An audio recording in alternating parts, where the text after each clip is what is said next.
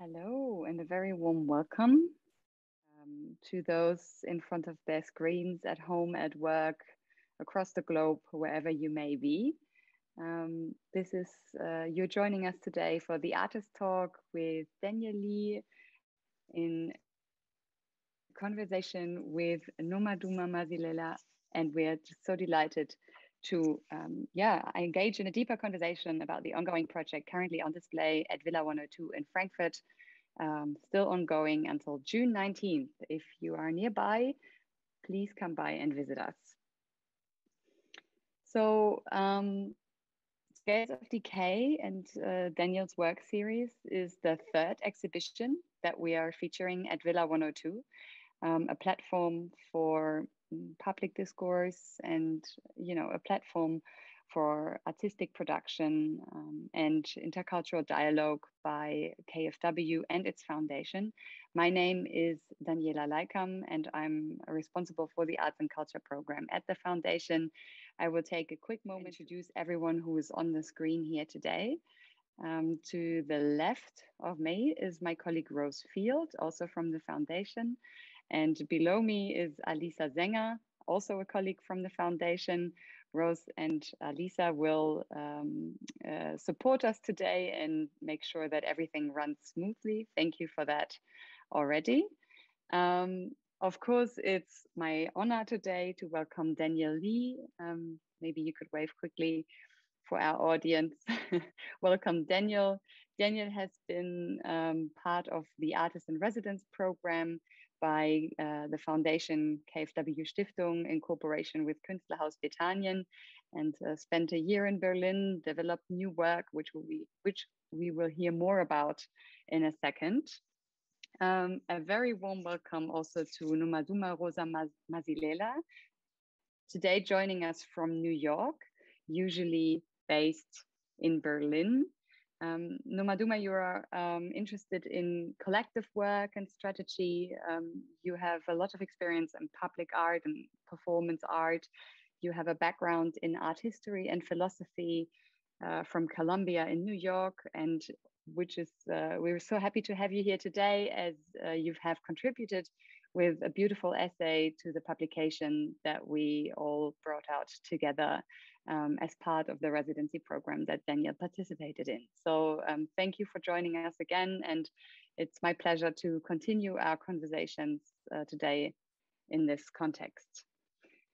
Before we get started, just a few formalities for our audience. We are recording this session today, which means that if you are asking questions later and you would like to stay anonymous, please just don't enter your name. That is possible. I will give a brief introduction and so show some visuals from the exhibition in Frankfurt at the beginning. I will then hand over to Daniel and Nomaduma, who will go into depth about Daniel's work. And then afterwards, there's the possibility for your questions in the audience. You can do so by either writing them in the chat or raising your virtual hand. We will then unmute you and you can speak freely. And then we will mute you back.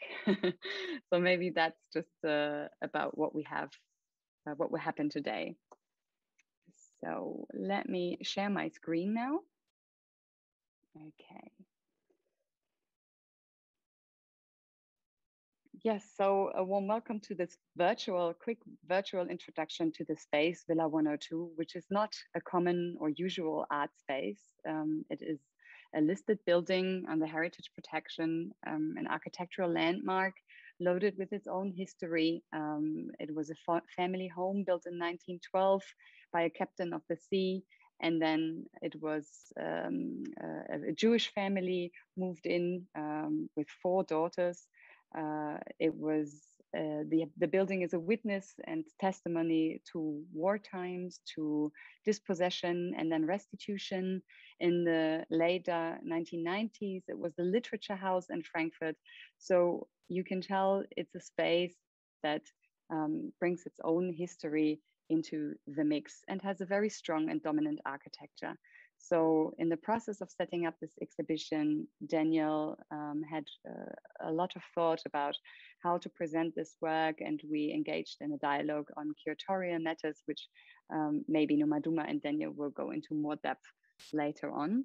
What you see here is the foyer as you enter the building.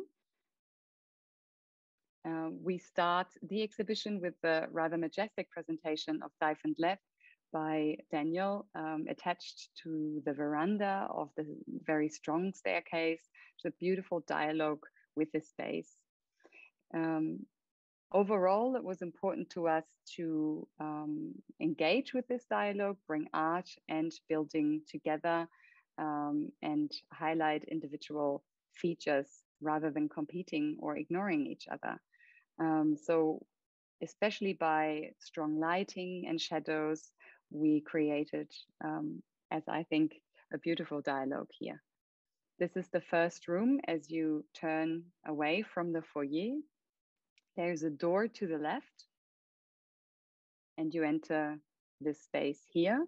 In front of us now is Matriarch's Enigma, which I just want to highlight its beautiful site-specific notion here. The pattern of the marble in which it's positioned with the surfaces of the drawings just beautifully engaging with each other. A strong shadow here, as you can see, on the floor and against the back. And this is as we turn to the left and we look into the subsequent rooms. Something that becomes very obvious is the strong sculptural installation character that these drawings carry. On the left here, Micro Macro has a yellow backside. It's painted with kurkuma. Through the lighting, it's really becoming this transcendent quality. This is looking at it from the other side. And as we move through the space, you also move through the series of drawings. This is at the first room, and we're turning around and looking back. And you can really see how the two-dimensional drawings have been transformed into sculptural objects in the space here. This is the last drawing of the series. It's Scales of Decay, and it's also the first one that Daniel drew. Maybe that's a nice clue to pass on the word over to Nomaduma and Daniel.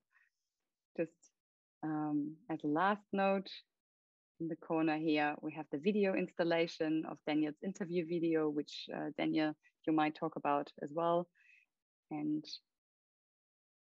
I pass on the word to you two. Thank you, Daniela, so much for this presentation. Also, I'd like to thank everybody for being here today. Also, Alicia and Rosefield. But for sure, I think I would like to give the word for Nomaduma, and thanks so much for Nomaduma for being here, which for me is a big honor. Hi, Nomaduma. Hello. Thank you for having me. I'm really, it is also for me really a privilege and an honor to speak and maybe to go more in depth into the essay that I wrote for the catalog that accompanied your exhibition at Kunstlerhaus Britannia in Berlin, which and kind of through it, I mean, which was titled An Existential Scale of Understanding on Fungus and Fabulation in Daniel Lee's of, but I thought I'm going to start sharing my screen so we can sort of talk about the works and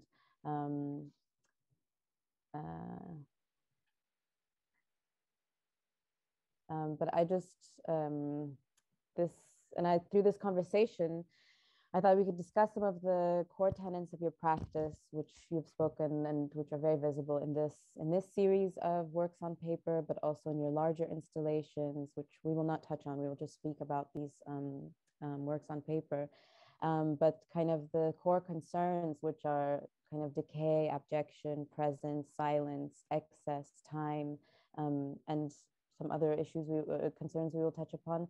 But I thought we could kind of focus our conversation with a focus on form and kind of your visual language that is, you know, so clearly developed and articulated in these drawings, and your use of materials and color and line, and kind of throughout these works. And I think we can return to Dive and Leth in a bit. I thought we would begin really with Scales of Decay. And I guess I wanted to sort of open the conversation to talk about, right, this concern with decay, this kind of, it's a core kind of question that you worked through, but also the process of making this work and of the materials that were used within it, and kind of yeah, how it has evolved.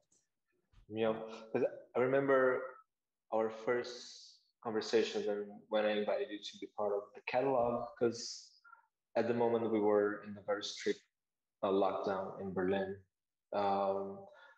And one thing that was very important throughout this program of residency was understanding each part of it as a project by itself. And being also my first catalog and your essay, my first curatorial essay, I was very interested to inviting other people to have their voices there and their communication with it. So early on, I think we were talking when I was still developing this series of drawings and actually returning to drawing.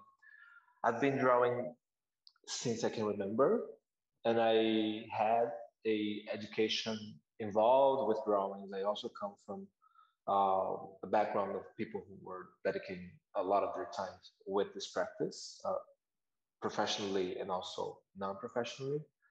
And then the lockdown was kind of like a way for me to allow myself to go back to drawing, because my self-entering in the art field was through drawing in the university, and maybe that was a way for me to learn how to develop a poetics, or what even poetics is.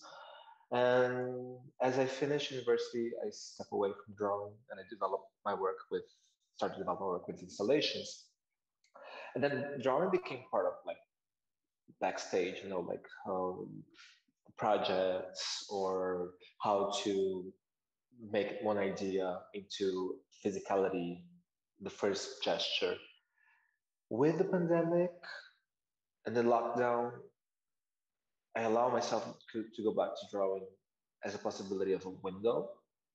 And then coming back from your question, like where this merge, it goes a bit from this research around rottenness. So in the studio, I had this plate with fruits and vegetables who like remainings of what I ate, or sometimes you buy some fruits and one of them come already rotten, you can't fit it anywhere to eat, and then I would just add to this plate. And for the whole duration of this 1 year of residency, this plate was there, transforming, changing.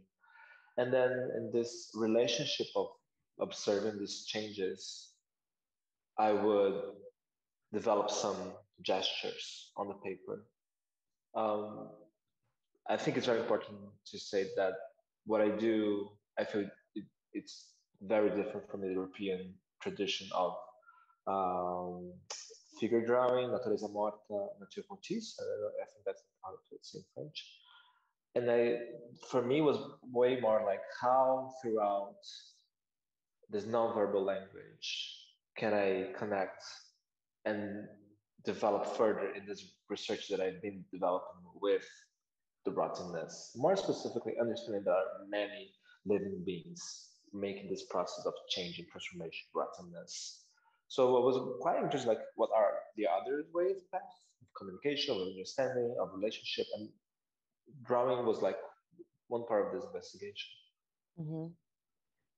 And like, what are the materials within this work? Daniela mentioned curcuma, but which is also very present in sort of your larger installations. But how did this kind of weave its way in to these works? This particularly one that we're seeing is like, it's also a large one.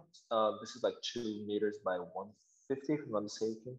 And charcoal, watercolor, soft pastels, and curcuma. was quite interested actually is always with the charcoal because in a way imprints the gesture so well. Um, Different from the watercolor that you need to build it up and then it's dried up and then create this deepness, you know. This was the first one from the whole series, and I felt it was super strong. Something about it for me was like, oh, this is something that I'm quite interested in because it was really going back, drawing and drawing being the protagonist, the work itself, not a tool for something else. Yeah, I think for me, it's sort of this,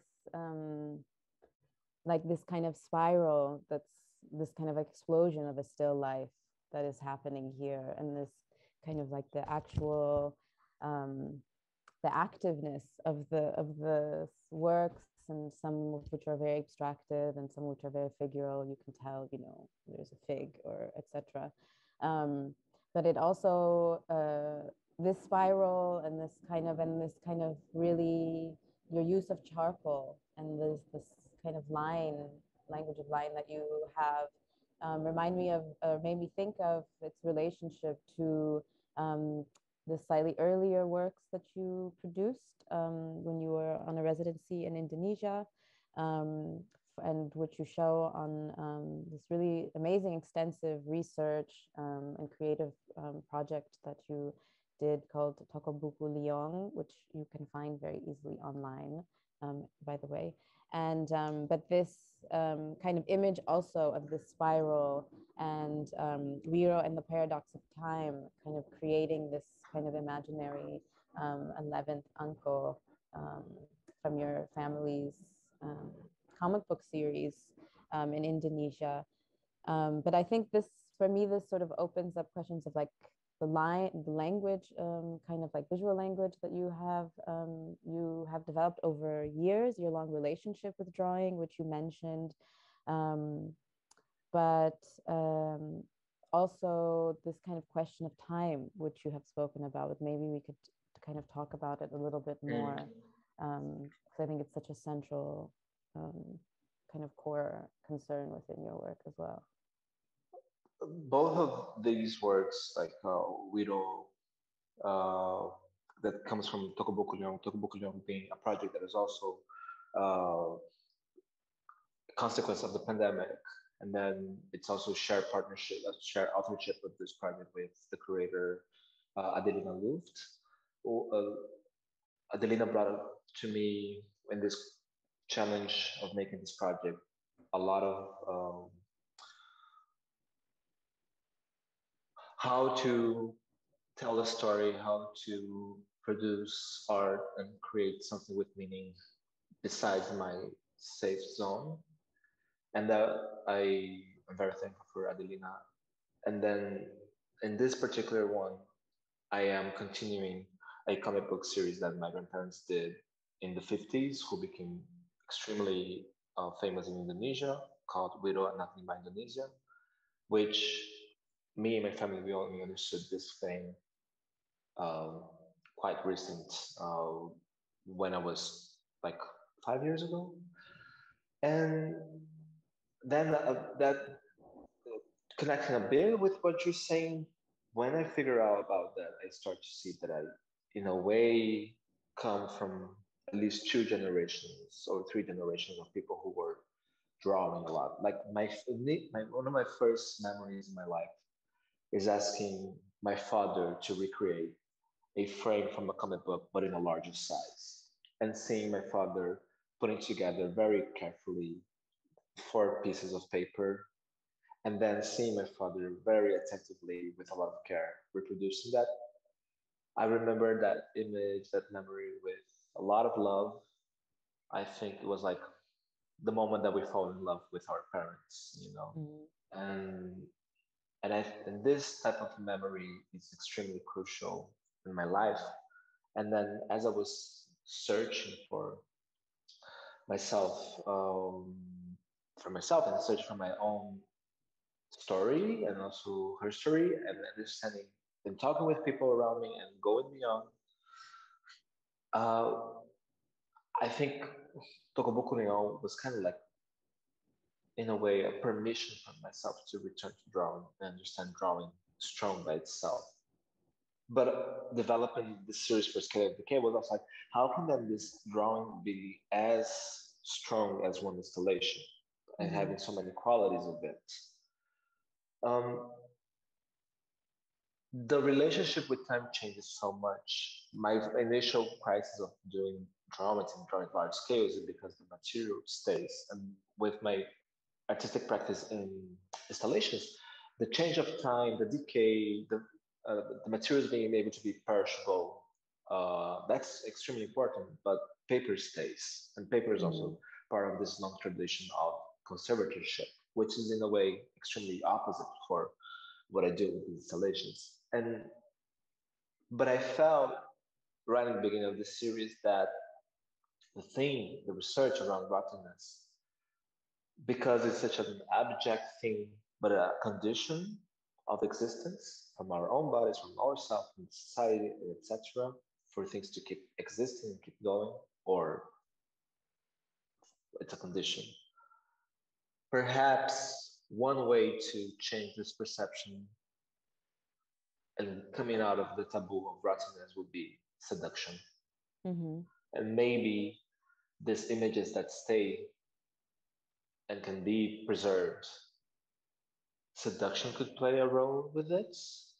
That was the beginning, and I think as I was doing the drawings, then the words, the concept, they don't stay so strong. The language develops. So I think also throughout the exhibition, there are so many differences of qualities of the drawing. Oh, I really love what you said, what you say about seduction. I mean, especially maybe in relation to this work, but kind of continue on from what you were saying. You sort of mentioned abjection, or you were speaking about abjection, kind of, and to kind of to think about it beyond, you know, I mean, the abject, the rotten, kind of the dead, the incomprehensible, as this kind of to use this as a tool, I mean, of expansion, and to kind of think of it beyond sort of like heteronormative, hegemonic idea, like West European ideas of like death as abjection as well. And I really love this idea of kind of what you said about seduction, because I find this work, which I think, which also one of the colleagues at Villa 102 also had as a background, is so beautiful and is so, you know, it's so rich and so large, and kind of really brings you kind of in relationship with it. And yeah, I was wondering if you could kind of speak about this. I don't know if it works for you, makes sense in relation to this work, but to speak about seduction and abjection, and kind of maybe how it plays out within within this incredibly large and very beautiful work. We're taking a look now at the image of Dive and Leaf. Dive and Leaf. It's a 3.5 meters by 3 meters high drawing, the largest one that I ever did in my life. And all of these drawings that you're gonna see, the context was I was in lockdown, so pretty much, and I was living inside of the studio, so pretty much I was looking at these images every day, and that was the main thing I did.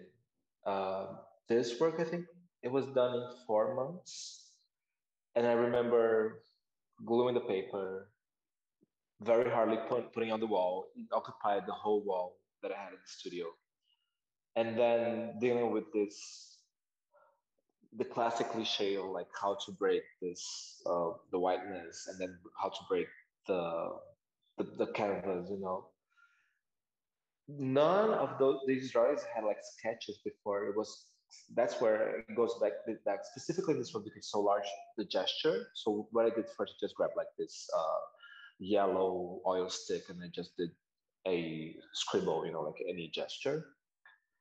And then it started to become kind of like a dance, you know, having that plate and developing images. Sometimes, because it was like almost like geography, you know, like you have such a large space, and it was very much orientated by the feeling. I feel something needs to be on the upper right corner. Mm. Something needs to be down there, and then what?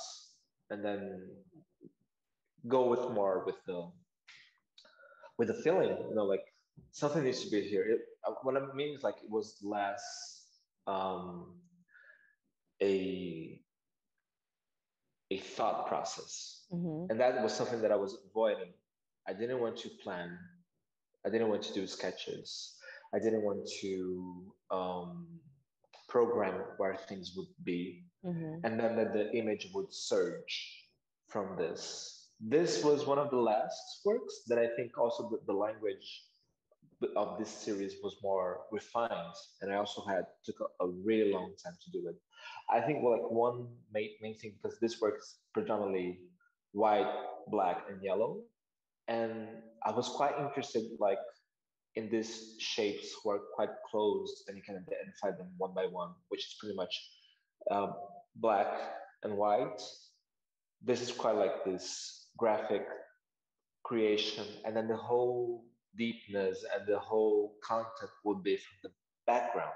Mm-hmm. That's something that you can notice in other works as well of this series, but then to do this whole deepness work of layers on the background. But the figure was pretty much bidimensional, black and white.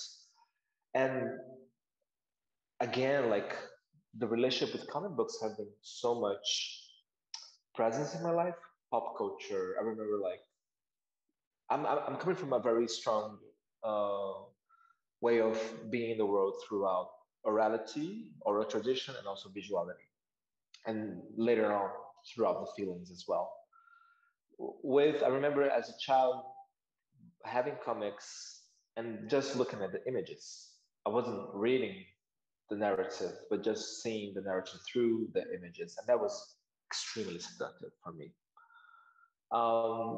And something that I needed to consume images, and I still need to nowadays. I have my daily doses of random images that I consume, and I need to consume. I think we do that very much with social media nowadays, even like the tools of social medias.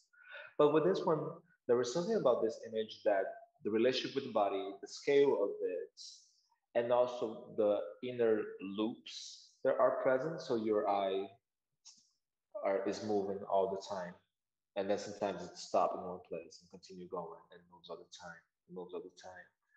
As well with the vibration of it, like in this one, there's also curcuma, turmeric, which was the last layer in the yellow, so the vibrates would come up.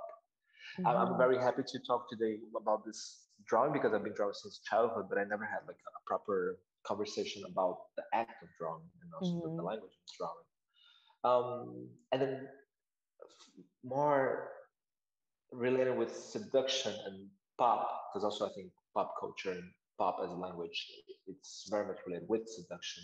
How yellow is also one of the strongest color in pop culture.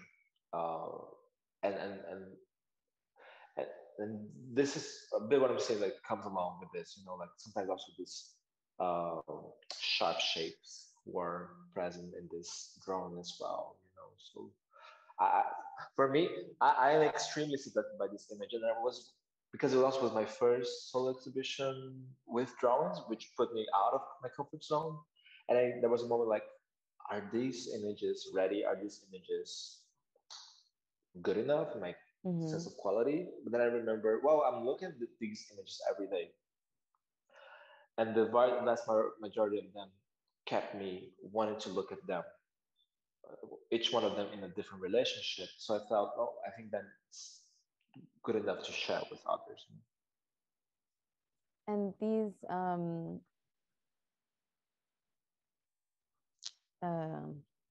and these kind of like this pattern that develops of these kind of what you mentioned, which draw and move the eye around across the field, these kind of like that snake across the paper, and kind of end in these sort of, that have these kind of like curvilineous seductive forms, but also end taper in kind of seeming in dangerous points somehow.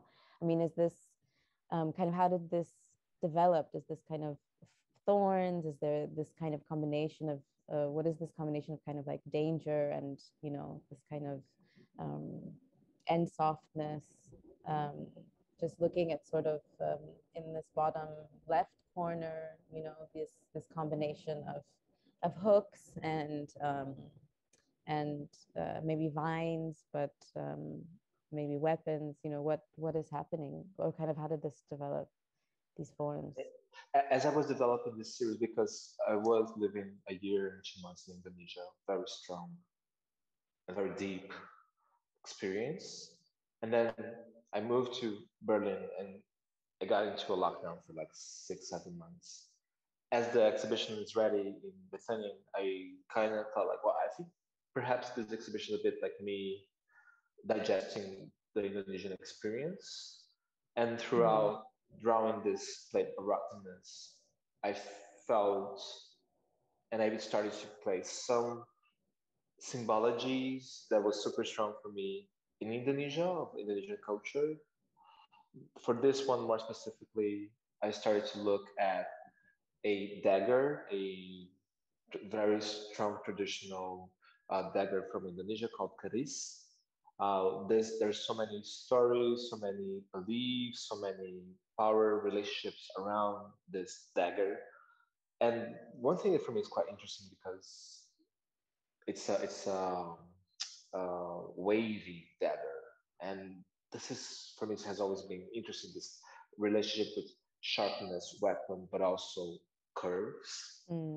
And that's where I start to also draw this curvilineous, sharp objects or sharp shapes, you know. Uh, and then also mixing with sometimes you can like look at this image and say, like, oh, I think I see a orange here, or a pear, or an apple, or something that starts to lose the form, you know, and then these sharp shapes start to appear.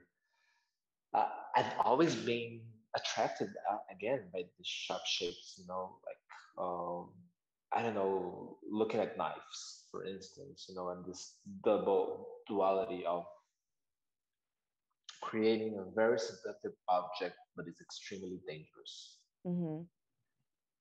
Uh, Specifically with knives, with swords, with dagger, and that I was quite fascinated to understand as well so much of this strength of this object in Indonesia, you know, and so many stories around it and the mythology around it. So something along that was kind of like doing this mix, you know, but I think was also a way to bring more movement to it, and then this movement also be, you know, some. I'm here with words, but I'm also trying to bring words that are very about image, because as I talk, I'm also thinking what this work relates to me, or even what these shapes may represent to me. But I think if I'm developing something that I want to be seductive for others, it needs to be seductive for myself as well. And then I think that's why in this particular image, which is the one that I have the biggest affection, one of the biggest affection, there are many things there who attract me. I'm extremely attracted by the color yellow. I'm extremely attracted by this graphicness of this black and white shapes. When I see other comic books, I'm extremely attracted with these sharp shapes. And now talking to you, I'm kind of like remembering that. As I was doing, it was pretty much about the feeling, you know, like I feel I want to do this. Perhaps it was very much about desire, you know, like the relation between seduction and desire. So doing this, because I think for me last year, with the lockdown, with grieving the death of my father through COVID, desire became something very urgent, and fulfill my desire and fulfill, and that was also something that got extremely in crisis. So often when I talk about this series, I talk about it as a window during that moment, and not planning, not doing sketches about it and then going directly and doing it, was very much about I desire to place something here, and I wanted to do it in a very pleasurable way. So I'm bringing like some concepts who are not very related when we talk about death, when we talk about rottenness, when we talk about those feelings who, in a very binary way, are related with a negative connotation. Mm-hmm. I think I have this.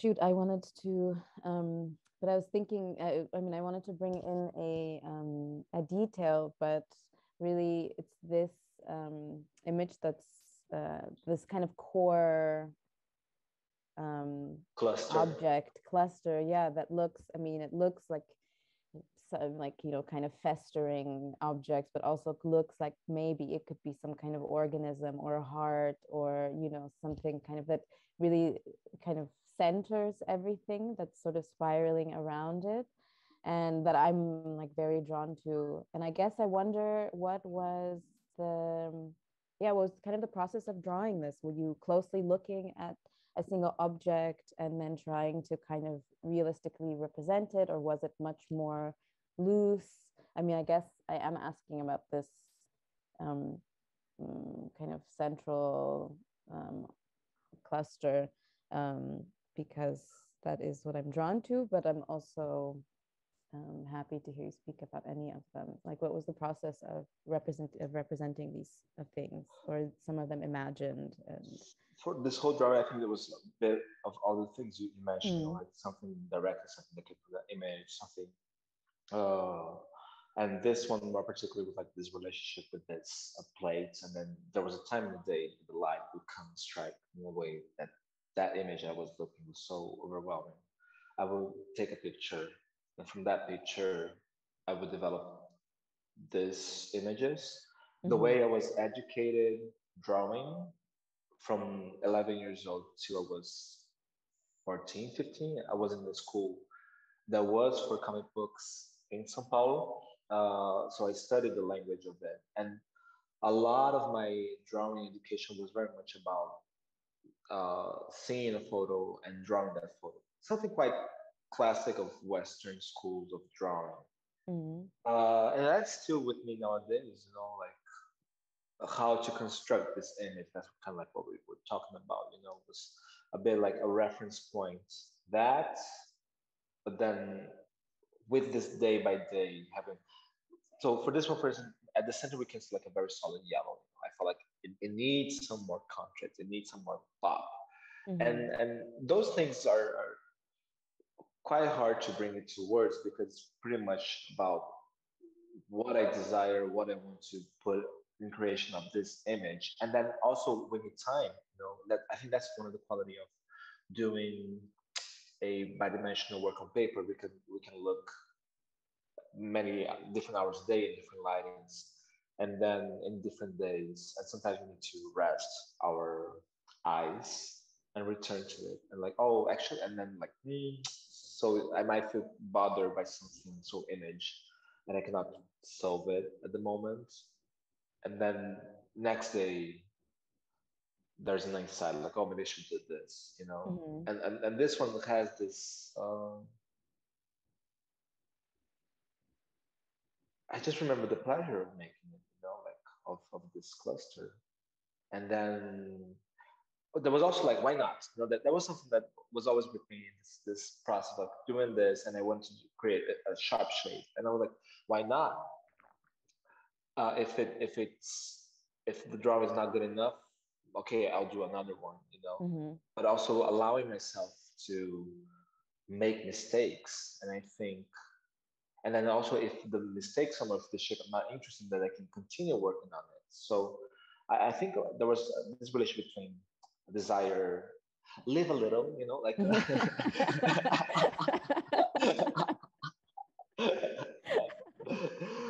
And a bit that's kind of like how and now I remember the creative process of this, how I gave birth to it, you know. Oh, we have a 5 minute more. Okay, we're like went very quick. I also wanted to like, I also wanted to acknowledge, because Nomaduma essay is my first essay. And for me, the relationship with words have always been very careful. But I'm completely honored with your essay, specifically because of the reference you brought into the universe of what I do, and I was also so super honored with those references. And I know you separate one image here of what I did with art as a reference. I wonder if you could talk a bit about your essay and talk a little bit about the construction of it and the relationship, or even your creative process. You know, that doesn't have to be precisely about my work, but I'm also interested to listen a little bit about you. And everybody, anybody who can listen to us now, Nomaduma essay is beautiful. Nice, thank you. It was really, yeah, it was really a pleasure to write about it. I mean, I think it's a pleasure and a pain always to kind of write, anyways, because I think I first wanted to sort of, I think for me, it always, because I'm not like a critic, and somehow have had the luck of being able to write about work and artists that I feel like a strong affinity towards. I wanted to stop briefly on this work, micro macro, because you said you feel a sort of like an affection for life, dive and live, and which I think is also I really love. But somehow this work and these kind of like microorganisms that you can sort of see, and these sort of like bulbous, almost underwater, for me, what I saw as sort of like underwater creatures was really what drew me. And maybe this kind of like cacophony of colors and these kinds of, this sort of, I think at one point when I visited you, it was oriented a different way. And I like that it sort of can exist in these different, or that maybe it was made with a certain kind of orientation, but then it was turned and then it was reworked. And these sort of layers of, what looks like these white layers in the center, which look like maybe something is actually molding, which I think is really like, what an amazing success to have produced this kind of effect on paper. And so and for me, it was kind of really looking closely at the works and kind of trying to spend as much time as possible with them and doing research into your own points of reference and kind of your own practice, and then bringing my own sort of influences and things that I, either have kind of, and I guess not sort of feeling beholden to somehow narrating like purely your points of reference. I did research on sort of kind of other kind of other Brazilian artists, and also looked at kind of, especially for Toco Buku Leong, was really happy to read more about the history of Indonesian independence, and also it also brought me back to like rereading works that were writings by Okui and Wezor, Achille Mbembe, about comic books and comics, within, and their kind of really important role in kind of newly independent African countries as kind of these kind of like spaces for, kind of socio-political critique and engagement, and kind of providing like a popular voice somehow. And at the same time, so this kind of I don't know, a space for articulation, for for giving a voice, and then, but at the same time, which occurs within your work, but then at the same time, this kind of concern with that which has been silenced, and that which is silent, but that which has actively been silenced within history, and which is also something, I studied at Columbia University, and Saidia Hartman at that time was a professor at Columbia, and her writings, she's a scholar and writer, and her writings about kind of critical fabulation, which she developed in books, but also really comes from Venus in Two Acts in 2008. which is kind of thinking about kind of the loss of life and memory caused by the Atlantic slave trade, and how does one try to write or narrate or kind of fabulate some sort of like find a way to sort of articulate the stories of people who have been completely erased, both physically, and to deal with that loss and that trauma of loss of memory, but also the loss of physical beings, and how not to, and kind of, so kind of to create some kind of methodology of like speculative and subjective arguments, but while kind of respecting that which is unknown, and while not trying to kind of like reconstruct or fill a void and reconstruct and use the same kind of modes of construction that have enabled those initial erasures. And so this is a work by Alan Gallagher, who, it also is, I really love the work of Alan Gallagher. And so I was really drawn to, but also the way in which he sort of is thinking about the Atlantic slave trade and marries it with sort of these underwater microorganisms and are microscopic. So kind of to create, to showcase the complicated relationship between kind of epistemology and power narratives around this history specifically. And that was something, and I think, and of course, when I look also at the structure of your, the way you hang or kind of present, as Daniela mentioned, this kind of like more structural installation presentation of of your works, it makes me think of like a reference. Like Robert Rauschenberg's Jammers, which are also about kind of like entering space, and but also, also made me read more or look a little bit more into Ilio Oiticica's work, but also opened me up to artists that I did not know. And I think for me, to kind of bring in what is my knowledge, kind of my space of knowledge, but also to try to expand and bring it into conversation with things, but also not to feel, I don't know, sort of that certain things shouldn't be married. Obviously, you have very different points of, like your concerns are very different. Sort of in terms that you are not speaking about the Atlantic slave trade and kind of Black American history, but there is a kind of methodological or kind of process of fabulation and of like thinking through the world that I think,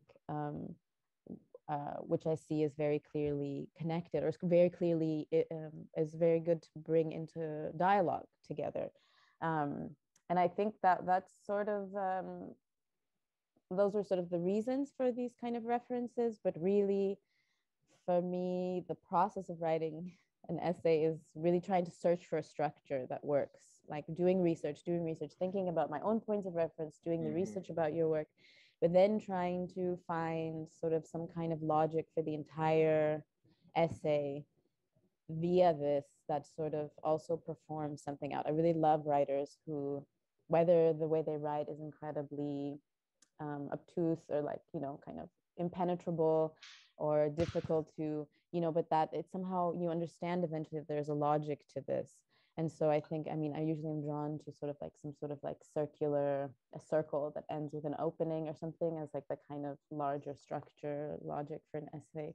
But I think in your case, in the case of this essay, I was really drawn to also to your poetic writings that are on the Tokobuku Lyon website, the site, which also with Walk Along Ong, which is in reference to your grandmother and her complete erasure from her authorship within these, the comic books of your family, and her work within the bookstore. And so I was trying to sort of bring in somehow this kind of element into how the essay unfolds. Because now I'm thinking about this, came to my, while we're talking, this images like the gesture, the hand making the gesture as you write it down, either if you're like doing typing or you write it by hand, and also that connected with making drawings, but also how much what you're talking about the methodology so much related with archiving and also going after an archive, finding your own archive and organizing it as well, because then when you organize an archive, you create a narrative. Uh, and how I think was super important having your essay as my first essay for this. I've been very careful with text because I had in my past experience of curatorial text narrowing down the possibility of reading, while I feel that the importance of having a curatorial work as I have few, the possibility of expanding and creating more and bringing other dialogues. And I think that's it's super beautiful, this relationship you make between that, because most recently I was for making the show was a big crisis of installation, creating installation versus creating a show exhibition of drawings. And today I see the gesture of drawing and archives way more together. If I try to mix the drawings with installations, I feel they're quite separate ways, you know. But now having this with our conversation, this new approach with your essay, thinking about the methodology, you know, like how, in a way, me drawing is actually a way to connect throughout a section of this generation who have been drawing. It was a way to look for my grandmother who died 4 years before I was born. It was a way for me to connect with my father as we opened up this conversation. Me telling one of my first memories is this in loving and the love for my father as he drew. And one of the important questions in Tokuboku it was about how to create a warm archive and not something cold, you know, because I think when we're dealing with archive, it can be so much like this cold relationship with data. But actually, if you see a name of a person that when this person was born and died, there was a whole life there. The decisions that were taken with the emotions on stakes, and the same way we were looking at letters, and those letters became archives. I collected audios from people, and that became an archive. And in one way, that creates our stories. I also think that the drawings they are in that sense, you know. So how important it was to find an original drawing from Wiro Anak by Indonesia, which was the comic book of my grandparents. And my father found it, and I didn't know we had this original drawing, and, and as a testimony.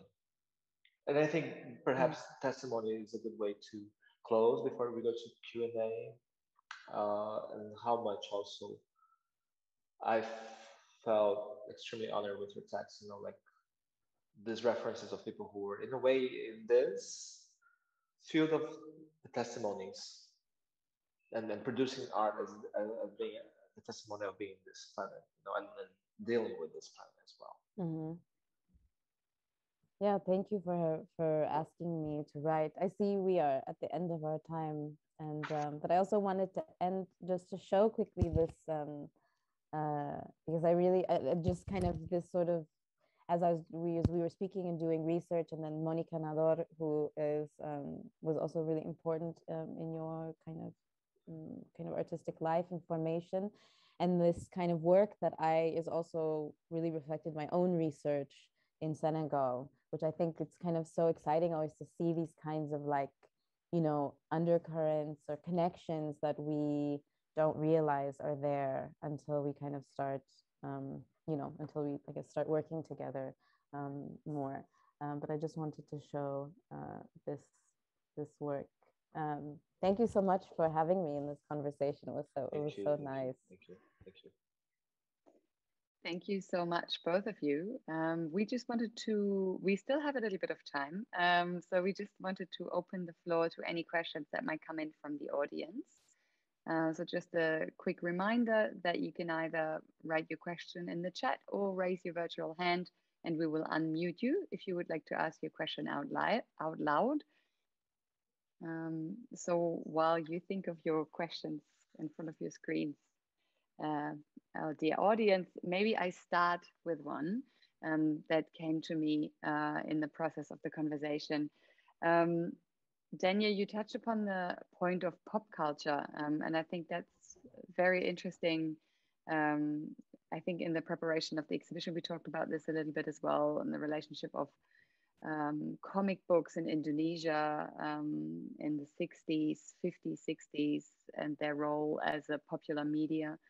And then at the same time, during this conversation, we talked about process and time, and also finding your way through, processes of heritage and presence and identity and family, and it's very personal and subjective. And I just wanted to ask you if you could just go a bit more into detail on your thoughts on that tension between a formal approach to popular culture and the almost philosophical approach into sort of the act of drawing as a process for yourself. Does that make sense? There's something about pop culture. I'm gonna try. There's something about pop culture who have always been, I think, about attraction as well. I understand that pop culture is a tool of colonization, and I consider myself in that aspect very much colonized. And then I also analyze specifically in the music industry how pop culture structure itself. But at the same time, there's this technology sense, strength of communicating with many people in different aspects of social classes and etc. Which, in many moments, my critique with the field that we work with can be extremely classist and also a conversation with very few. In my background of education, I also had a bachelor's in fine arts, but also a teaching degree in fine arts. And there we had an approach to education which was very anti-institutions and more about a pedagogy of freedom based on Paulo Freire's idea, Aname Barbosa. And with that, we were studying visual culture, not only so much fine arts, and how much visual culture would embrace all the ways of creating images, publicity, stories, popular culture manifestation, religious, and so on, so on, so on. For myself, I, I, I think perhaps Nomaduma could share, or somebody could share the image of Magu, like one of the Yes. first works that I did. Um, so this is a work that I started developing in 2008, the first year I got into university, and then I kept doing this drawing up until I finished university in 2011, and this was the last piece. Um, a lot about concentration, creating this mandala-like shapes, and it was kind of like a meditative way of making the drawing. And then um, there was something about pop culture, pop structure, which is about repetition. So when we listen to a pop song that sticks in our mind, structurally, it was technologically developed to how to infiltrate and penetrate our minds and then stay with it. And repetition is something that is clearly about it. I was quite fascinated that repetition is also very much present in many spiritual practices, praying, mantras, meditation. And doing this process for a long time was, I think, was that. At the same time, I was understanding how to create poetics, how um, can an image have content, and now I think connected to your question is like how to develop philosophy throughout images, how can an image have strength, or can be a tool, or can be um, powerful, or take away power. I think all these dynamics. And something I was talking with Nomaduma, like today I see this drawing perhaps kind of like a floor plan to many things I would develop and develop nowadays. So it was quite interesting. One of my installations when I started to work with in partnership with fungi, and then mushrooms came, and I was looking from below a structure of mushrooms, and these structural mushrooms as they were sprouted, were brought being born, they resemble so much these drawings, and we have this images in kind of like conversation in our catalog. Um, but I think what we're talking today if the moment was like pretty much how then this image can be philosophical or generate experience or thoughts. Today in this context, I've been thinking a lot about testimonials, like we've been here. Because I was able to find my grandparents' comic books, it creates such a different relationship with my own background, my own story, who they were, and then it makes me think about what they were experiencing as well, and how much that went around the creation of images, and they did something which became extremely popular. Their work was appropriated, but it became one of the most famous comic books of Indonesia, and we didn't know about it. So it was quite intense to figure out at 29 years old this legacy. Definitely. Thanks for sharing. I have a question in the chat to both Daniel and Nomaduma. Do you see any connections between the ideas of decay and diaspora?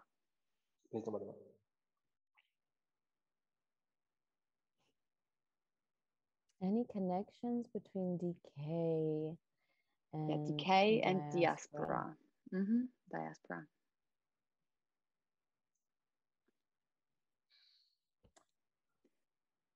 I'm not sure. If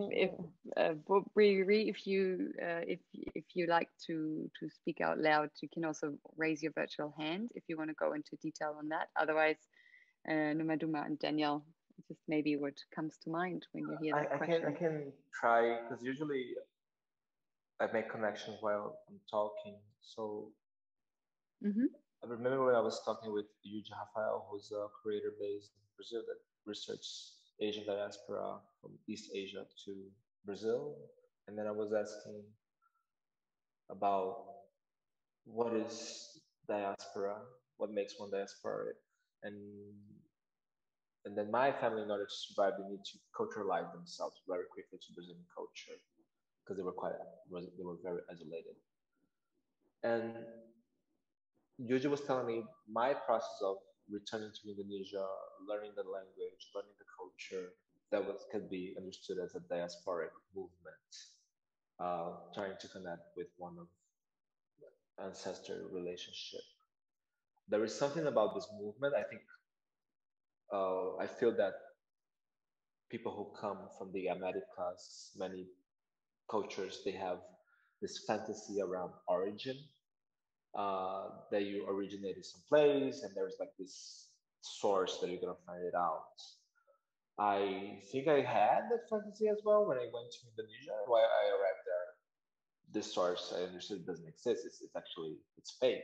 The concept of origin, and as you go deeper, there is this movement of like as you go deep, it opens it up and makes it more complex and wider.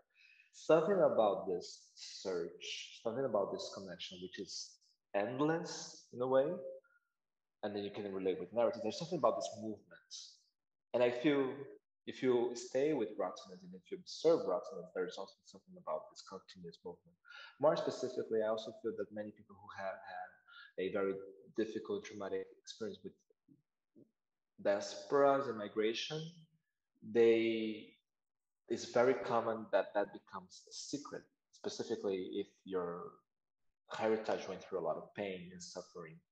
So it becomes also a taboo, which now I'm making a connection with the taboo we develop around as a Western hegemonic society about rottenness, about decay, about death, all conditions. It initiated with me like, how did I end up in Sao Paulo and being born in Sao Paulo, having both migrant parents? How come they met? How come the stories entangle to understand myself in the world, but also and going layers and deep around it and understanding that one day my body will also decay, but that the decay doesn't cease and that continues. Or even if you think about thousand years ago of people who we descend, what really happened to their body was the matter changes and transform. Perhaps the rocks that we see might have some components of ancestors. Um, Perhaps this decay continues and transform into something. And then what is this migration and recollecting this memories if it's not creating our own narratives, understanding our own narratives? And that's very much related with how much these people are related with them. I understand that me going back to Indonesia is also related. I had resources, comparison with many people from my family who didn't go and did this diasporic movement. But not only I'm talking about financial resources, but also emotional resources or even psychological resources, because perhaps they went through some type of experience that the idea of going to Indonesia was not pleasant, perhaps, or it was not in their interest anymore. It was fully necessary for myself. And then I'm still understanding where I do, but there's also this movement like looking at decay, thinking about stories, seeing things die out, and how that becomes something a bit. Yeah, I think I would add to that, or kind of when you started speaking, and then I think for me the idea of decay, or at least like through your work, also of thinking about of its possibilities of kind of regeneration, of like that decay does kind of create something new. Things do grow from this, and this is kind of a process of, I mean, whether it's like a regrowth of the same plant that decayed or being, but also of introducing new nutrients into the, I mean, taking this metaphor of like something actually decaying. And so I think for me, this kind of connection of decay to regeneration is the one that I would make to connect kind of decay to diaspora, in the sense of, you know, that this is, you know, kind of the growth of new communities, or, you know, of like kind of the movement of communities, or forced, or, you know, a lot of times forced, sometimes, you know, sometimes voluntary, and of kind of creating, it kind of creates something, it's kind of a new process of the same community with in conversation with new elements. And I think this kind of like, and the fact that it isn't somehow static, or, you know, this kind of stable relationship, that it is this constant kind of growth and development, is the connection that I would make to decay as a process of regeneration, of growth, and of yeah, I would just say with regeneration, that would be my connection to the two. That's a really interesting question. Yeah, I think so too. Thank you. So I just read out what's the comment by Bo Brewery, who asked the question in the chat. Thank you for taking the time with this question and brought prompt connection. It was just a curiosity that came to mind while listening to Nomaduma and Daniel today. So thank you, Daniel. This is a beautiful narrative about the search for origin. And then also thank you both, and a heart after your response, Nomaduma. So yeah, I think it's a strong thought as part of the theme of decay in your work, Daniel, to see decay as something constructive to overcome the binary idea, and that includes origin. And I think follows up on this idea of what you just said, that you know, the concept of origin as a, I forgot what you just said, but I had the word myth in my head. You know, that's some idea that in your process you for yourself found was not what you thought it was, and instead it's this entanglement and that in between, and that transition to, you know, to be reflected in the motive of decay, which is sort of the core of your practice, no matter if installation or drawings, with this new series of work. So yeah, thank you for that question. Any more questions? Oh, Rose has a question. Thank you. I just wanted to give a short comment before I change topics, but this idea of the myth of your ancestral origin, Daniel, is something that I find very strongly within your works, and something that also speaks to me on a much more general and broader level, And I think it's something that I recently realized while going through your exhibition again is a very wonderful way. And I don't know if this was intentional or not, but at least for me, it becomes a universal theme that everybody is really trying to figure out, who they are, what they are, and this idea of the ancestral traditions, pressures, expectations that everybody kind of carries with them. And as we grow older and mature and move about in our own narratives, we either break with or maybe conform to.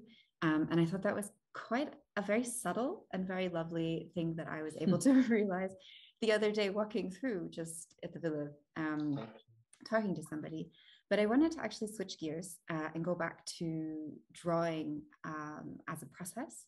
You both touched about it a little bit earlier, and I liked the idea, Daniela, I believe it was you who brought this up right in the beginning, of drawing as a way of making the first physical gesture. And this idea that you've been drawing for forever, but these are the first official works of drawing. And we've been talking about how you make drawing as strong or as your installations. But what I also find quite lovely is that drawing is always thought of as a very delicate art form. The fine lines and the paper and the pencil, the charcoal, watercolor, however you do it. But you have these ginormous works. So I wanted to maybe talk about or ask you how you feel about the physical process, like actually standing there, possibly on a ladder, I'm assuming, and painting and using your body, because the installations that we see, these all-encompassing experiences, are very obviously very in your face with their physicality, but your drawings are, I would assume, are just as physical, if not more, in their process. They were very, also with like being confined in a lockdown. I felt like, okay, how then? Because now I'm currently here in Switzerland, prepared for installation, and I'm already sore because we need to work with these very large materials and preparation. So the work from installation is quite CrossFit. There's like a lot of physical work and labor to it. And then being confined during lockdown and then thinking about the gesture, So if I want to draw, there were moments that I had like, specifically the activities, there was a limit where I could reach and draw, and then the letter would need to come. But I was also very interested in the limit of the drawing and how the image would shape, or it was like in the bottom, I needed to go low, and then but there was something. I remember when I went to my father used to always ask me, what do you want it to be when you grow up? And my father used to make this question all the time for every kid. And I would always tell my father, I wanted to be a comic book artist, even before I knew about all of this, even before my father presented to me that my grandparents did comic books. Very influenced by my father loving comic books as well. I went to comic book school, and when I studied and learned how to do a comic book, and we needed to do as an assignment comic book, I didn't like it. And then I crossed my mind being a comic book artist because I didn't like it at all. So doing this series, because it was very restrained at the time, that was before digitalization. You had like this 1 meter, less than 1 meter paper, way less, like 80 meters paper, that you would need to divide into small frames. And then inside of that small frame, you need to fit a lot of things: anatomy, perspective, lighting, shadow, creation of narrative. That felt very restrained. And then doing this series, I was like, I think it was all a matter of scale. That for the image to arise and like have pleasure making it, I was not like, it needs to grow, It needs to have this one-on-one relationship. Now I can make bring some bridges with the installation, like it needs to be large, it needs to be approachable, you can go back and take distance, and then the image moves around, and when you go closer you see differently. I think perhaps with this exhibition installation that I do there is this relationship with the body, as depending on the perspective that you are, there is a pulse, there is movements. So I think it's both ends.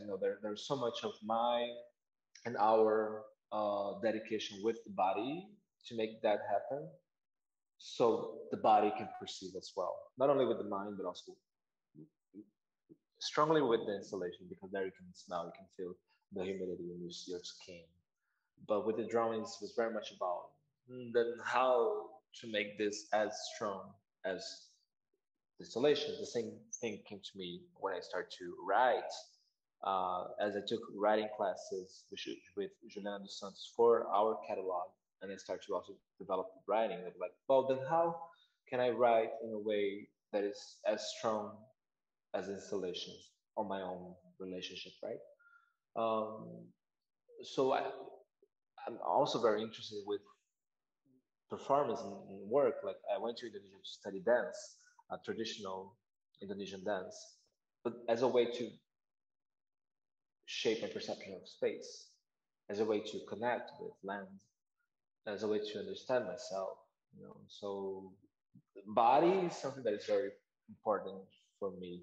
And I think we go back a bit what we were talking with Nomaduma, and I'm thinking about, we talk about diaspora, we're talking about, it's all about the movement of ones in the geography, you know, depending on the scale.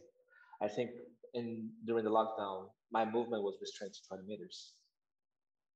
And then how in this restrained movements, the drawings could be those windows and those expansions. Maybe if I may add that, when that transition, or that the strong physical presence of your work, of the individual drawings, we had this moment when you visited us in Frankfurt and we prepared for the exhibition. And I'd seen your work presented at Künstlerhaus Britannien in Berlin, and also seen it grow in your studio.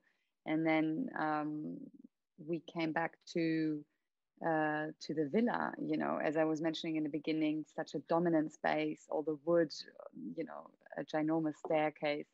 And we, with the help of specialists for installation, we had ladders left and right, and people climbing up and starting to hold up dive and lap like that. And it was growing, and it was rolling out of its packaging. And it, that moment of physical presence there was so strong. We all had goosebumps. I remember that vividly. And, light and shadows in the installation process is obviously something where you build a bridge between the physical presence of the drawings and, the immersive quality of your, large installations and encompassing installations. So I think it's not that far away from each other after all. And I think there is strong connecting qualities there as well in both these ways of artistic expression. Yeah. Sorry, that was just a comment that came to me. I appreciate everybody who we work together in this process of like the residency with Nomaduma, because many of the things that people see in the works, it's not just the work of myself. I also think that as we were talking about diaspora stories, like how it's like acknowledging, and also how beautiful to also see the works in Nomaduma's text of other artists who I admire, like also this acknowledgement, but also acknowledge everybody who's here right now, like how having conversations along when it was possible to meet better, but on the outside of Nomaduma, about our stories or the moment that we were living, and then having the first studio visits, and then thinking about the drawing, what could or cannot, how much that was so important for this journey as well. The challenge of the villa being a protected site that we cannot hang things, but then what are the solutions, and then working together with you all for this. And it took a next step for not only being a bidimensional work, but also an object, and how would that resonate. So it's important for me to acknowledge that. So also this decentralizing as well, because I think a lot in the practice that I do is also about decentralizing one, right? Um, so when the work is talking about matriarch's enigma, it's talking about a bit the moment I was living in. When talking about after arriving at the prophecy, a relationship with the grieving process I was living directly after my father died, or also acknowledging the presence of other than humans, this ecology who are surrounding us, and the possibility of going away from this hierarchy. But specifically, then let's talk about the hierarchies around field of art, how sometimes too much constructed around ones, but then there's a lot of invisible work. More important for me to acknowledge, while we were installing in Frankfurt, I got COVID, and then Daniela, Alicia, and Rose was spectacular, bringing care for me, but also making this exhibition happen. And Thank you, Daniel. which was quite, now that I'm healed, I got COVID a year after my father died of COVID. So I understand that it was, friends were talking about, and Nomaduma was telling me about when 1 year comes of grieving. And I understood that moment as a retreat moment, but also as a full circle, like how much my whole residency was moving from Indonesia to Germany during the really hard, crazy moments of pandemic, and we figured out how. Arriving in Germany, and then as I arrived, the hard lockdown exists. So throughout, I think all this practice that we were talking today, the pandemic was so much there, but also how to find ways and solution. And I think Daniela as well follows so much my process of grieving and the creation of this catalog, and how much the catalog is about this testimony of the moment of that grieving, which I thought was super important, and also having the conversation with Farida Kun. But then doing the final project, which is at the villa where all this project comes together, the video, the catalog, the exhibition, and me with finally with the COVID one, uh, was very symbolical as well, at least choreographed perhaps. Um, but I would like, perhaps we're closing already, like just to acknowledge all of you who are here today, and everybody who also contributed with this whole process of the residency, of the publication, and the exhibition as well. Thank you, Daniel. And I think these were quite beautiful closing words. Nomaduma, would you like to say something before we end this talk today? I just want to say thank you again for the invitation, and it's always a pleasure to speak with you and to look at your work, Daniel. And I think, and I think also for me, because we shared this, like we had this shared moment of like grieving really large, big losses in our lives while I was writing, and and while we were speaking and meeting. And I think it is, for me, it feels really also like healing, and to kind of return to it, and to, to kind of reconnect around it, as time passes, and as we go through different stages. So thank you. And thank you for everyone who came to the talk, and and to Rose and Daniela, Alisa, for for helping us through this, and for the invitation. This is really my turn now to say thank you to Rose and Alisa, who were the ones who made this talk today happen. So I just joined in. So thank you, everyone. Thank you to our audience across the globe, wherever you may be. Thank you, Nomaduma in New York, Daniel in Switzerland, Alisa in Frankfurt, Rose in Berlin. And, this will be uploaded on YouTube. Spread the word, and make sure to visit the exhibition if you're nearby. And have a wonderful afternoon or night or day, depending on where you are. Thank you. Bye.